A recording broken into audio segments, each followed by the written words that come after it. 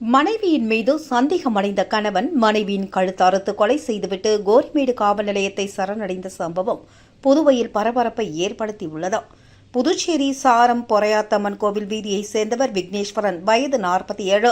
இவருடைய மனைவி இந்துமதி, வயது 34. இவர்களுக்கு திருமணமாகி 2 குழந்தைகள் உள்ள நிலையில் ஆசாரி வேலை செய்து வந்த விக்னேஸ்வரன் அவரது மனைவி இந்துமதி மீது சந்தேகமடைந்து அடிக்கடி தகராறில் ஈடுபட்டு வந்துள்ளார்.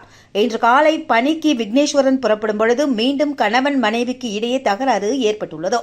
இதில் ஆத்திரமடைந்த விக்னேஸ்வரன் வீட்டில் இருந்த கத்தியால் மனைவியின் கழுத்தை அறுத்து படுகொலை செய்தார்.